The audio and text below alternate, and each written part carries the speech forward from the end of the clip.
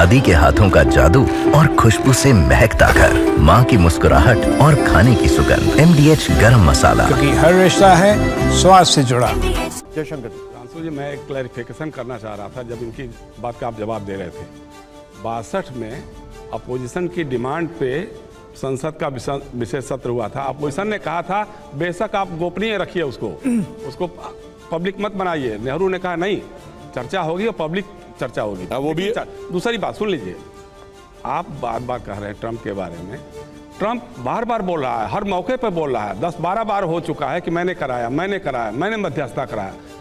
हम ये जानना चाहते हैं, सबसे पहली सूचना संघर्ष विराम के बारे में अमेरिका से आई थी। न तो पाकिस्तान के DGMO ने कहा, न हिंदुस्तान के DGMO ने कहा, न हिंदुस्तान के प्रधानमंत्री ने कहा, न पाकिस्तान के प्रधानमंत्री ने कहा। बताया किसने? अमेरिका ने। दूसरी बात ये कि जब हमारी सेनाएं बढ़त पर थी, हमने संघर्ष विराम क्यों किया? एक जवाब तो चाहता है आदमी। ऑपरेशन सिंदूर से आपने क्या हासिल किया? पहलगाम के जो 4 कातिल थे उसमें से एक भी मारा गया क्या? एक भी आतंकी सरगना हाफिज सईद, सैयद सलाहुद्दीन, मसूद अजहर मारा गया क्या? क्या हासिल किया हमने? तो बार बार आप लोग जो रट बना रहे हैं। देखिए, आपने बात बड़ी वाजिब कही है, यही मैं बताना चाहता हूं। और देश जो समझ के ना समझना चाहे उसके लिए क्या कहा जा सकता है। 2016 में हमने सर्जिकल स्ट्राइक की और आतंकियों का कैंप डिस्ट्रॉय किया। 2019 में हम एक स्टेप आगे गए, अब हमने एयरफोर्स से स्ट्राइक की और आतंकियों का लॉन्च पैड डिस्ट्रॉय किया।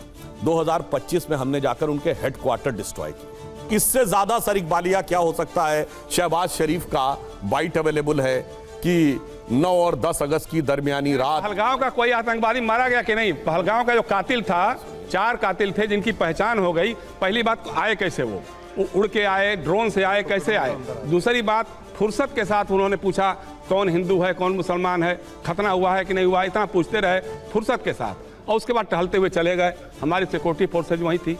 क्या हुआ? ठीक है, जवाब आपने जो सवाल पूछा है सर, देखिए, जिन लोगों को थोड़ी भी समझ होगी, एक होता है माफिया और एक होता है उसका शार्प शूटर।